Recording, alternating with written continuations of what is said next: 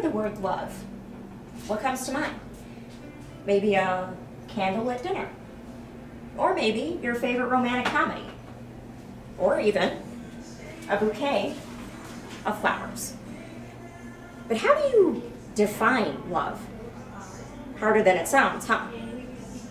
Today we'll be talking to several people on what love means to them in order to uncover what exactly is love, and more importantly, how to get and give more of it.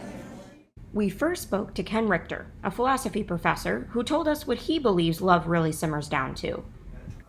Love is better when we think that it is a third thing. It isn't about me, and it isn't even about her. It's about something that's ideal. And so in some ways, the thing we agree on is that our love, we're celebrating 40 years this year, by the way, is something bigger than both of us.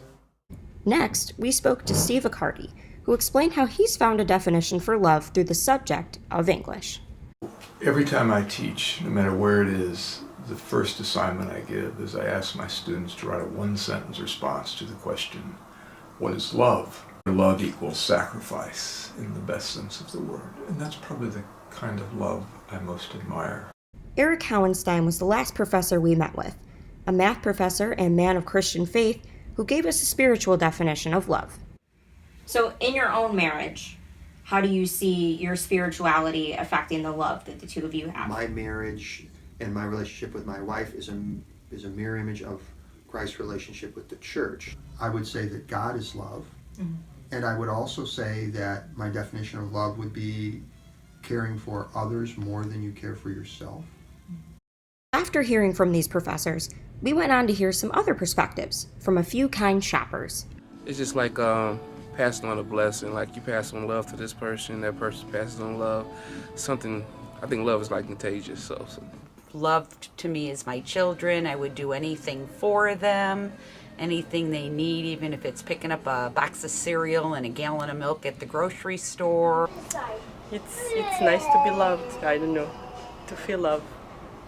But what good are definitions without real-life examples? Trisha and Steve have been married for 10 years. They have 2 children together, Noah and Sophia. They invited us into their home to explain the large role love has in their lives. So, how do each of you define love? And do you think that you've always had kind of the same definition, or do you think it's changed kind of, from when you got married, when you had kids? I think it changed. Like you thought you knew what love was when you first got married, but then after you start your own family and you have children and you're investing in a house, or maybe you get like a medical scare or something like that, it kind of changes your perception of it, and it just keeps getting stronger and stronger and stronger and stronger. So for people out there who maybe aren't in love or haven't experienced that, or maybe are in a relationship where things are not really working, what would you tell them on how they can both get, receive and give more love in their lives? Maybe taking a step back and reflecting on what they have and what they want and how they can get there. And I know you guys said that your definition of love has changed so much throughout the years.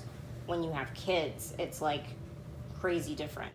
Having a kid, it's like you can't even explain it. I mean, you love your parents, you love your sibling, your brothers and sisters and stuff, but your kids, that's completely different. And there's nothing that you wouldn't do for them. For parents, like, okay, I'll give you my kidney, but maybe that's it. That's it, Dad. But for your kids, you would even go, beyond that. That's what's really, there's nothing you wouldn't do for your kids, I don't think. That's looking good. How about you? Noah and Sophia also had some thoughts to share on love, with some pictures they drew to boot. I think love is about care. It's about care, and you care about other people. Awesome. That's so good. High five. You guys rocked it. I'm like an artist. You are. That's going on the fridge for sure. I just love to look at them. And, How do you know that you love your girlfriend? Because she's so cute. That's a good reason. We made one last stop to chat with a few furry friends to see what they had to say.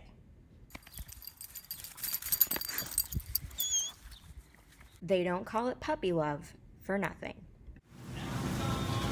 you can see, there are tons of ways to define love. But the key is finding a definition that works for you. So ask yourself, when do I feel the most loved? And am I showing that love in return? We can all agree that the world needs a little more TLC. After all, it was the Beatles that said it best, that all you need is love.